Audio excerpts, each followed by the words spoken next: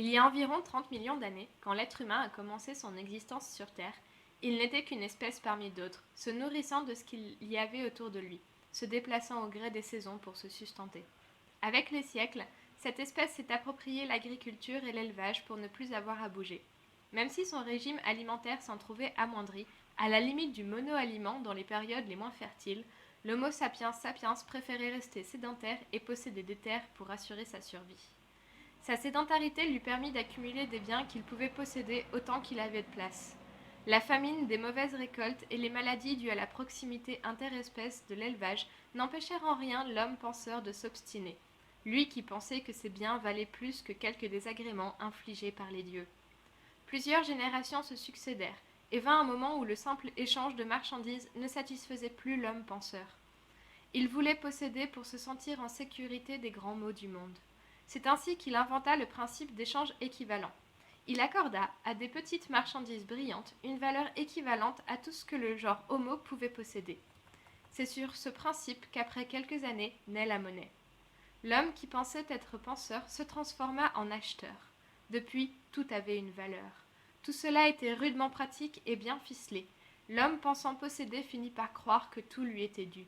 Tout ce qui poussait et tout ce qu'il trouvait pouvait lui appartenir pour le peu qu'il possède suffisamment de petites pièces brillantes pour acheter et défendre sa propriété.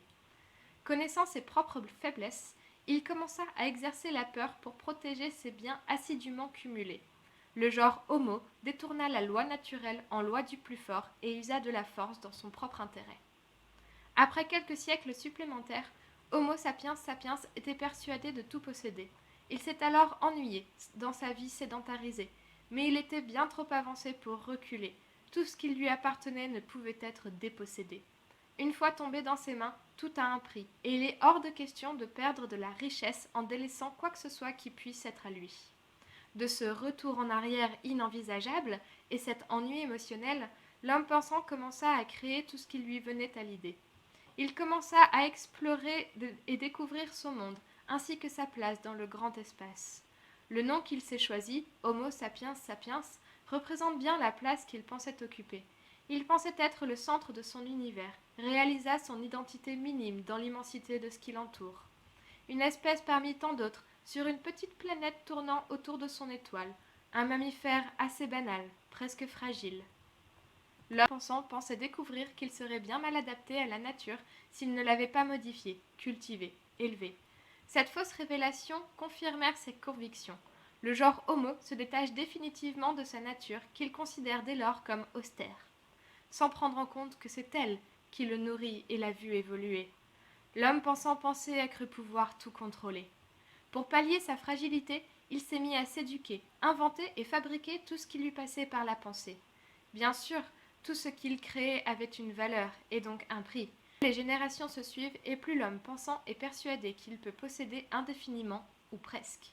L'homme penseur songeait à sa fin inéluctable. Une seule chose l'obsédait, accumuler richesse et plaisir sans compter dans un but d'immortalité. De par ses monuments, statues et autres effigies, l'homme pensait que sa mémoire resterait intacte, que son histoire perdurerait à travers les âges. Il engageait même des guerres pour montrer sa puissance de possession, sa supériorité sur ses semblables et son pouvoir, qu'il pensait éternel dans les livres d'histoire. Mais plus les siècles passaient, plus l'homme pensant oubliait. Il y avait bien les livres et les écritures qui persistaient, mais jamais pour toujours si on les détruisait. De plus, seuls ceux qui gagnaient les batailles pouvaient raconter ce qu'il s'était passé.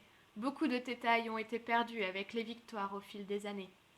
Et puis, c'est bien beau d'écrire comment il a gagné, mais si personne ne lit ses récits, qui va s'en rappeler? C'est ainsi que dans son éducation, la lecture et l'histoire sont devenus des éléments clés.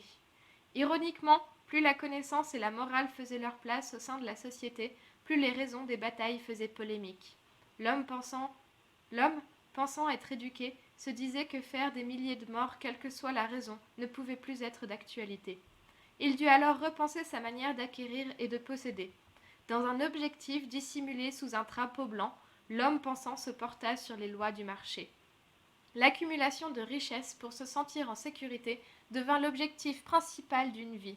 Tout avait déjà un prix depuis bien plus longtemps que les premiers-nés encore vivants. C'était déjà comme ça avant, pourquoi faire autrement? Ceux dont les ascendants possédaient déjà beaucoup se retrouvaient à vouloir toujours plus, tandis que ceux qui partaient de pas grand-chose ne pouvaient pas accumuler beaucoup, à moins d'avoir une très bonne idée et de la persévérance. Plus les entreprises se créent, plus l'argent et la sécurité du confort qui l'accompagne coulent à flot. L'homme pense en penser et en voulut toujours plus. Les plus riches d'entre eux s'assemblèrent pour se soutenir et continuer le rythme effréné du marché avec des flux d'argent croissants de manière exponentielle. Avec leur fortune colossale, ils se sont appelés l'élite, se montrant comme des exemples de réussite, cachant vite l'exploitation des moins possédants beaucoup trop facilement. Aujourd'hui, Homo sapiens sapiens a arrêté de penser puisqu'il sait. Il sait que le temps c'est de l'argent, qu'il faut gagner sa vie pour mériter sa place au sein de l'élite. Il sait qu'il exploite sa propre espèce, mais que voulez-vous, on n'a rien sans rien. Et puis, il sait que l'homme est mauvais par nature. Ce sont des faits prouvés depuis des milliers d'années. Entre les tueries de masse et les psychopathes, l'être humain est vraiment mal né. Alors pourquoi changer? Après tout, les plus riches ont la belle vie, c'est dans leur intérêt que le flux d'argent continue ainsi. Qu'il est loin, le temps où ce mammifère se déplaçait au gré des saisons pour se nourrir de ce qu'il trouvait là. Il est clair que l'homme qui pense ne peut pas revivre ça. Mais les 92% de la population en ont marre de survivre pendant que l'élite les méprise. La nature et tout ce qui l'en compose en ont marre d'être exploités sous prétexte de valoir un peu de monnaie. Quand tout sera détruit, ce n'est pas leur orgueil et leurs billets qui pourront nous sauver. Il serait temps que l'homme pensant cesse de savoir et se mette à repenser pour imaginer un demain sans loi du marché. Un demain sûrement moins compliqué, où nous n'aurions qu'à nous pencher pour nous nourrir et nous abreuver grâce à la nature et au savoir de la préserver.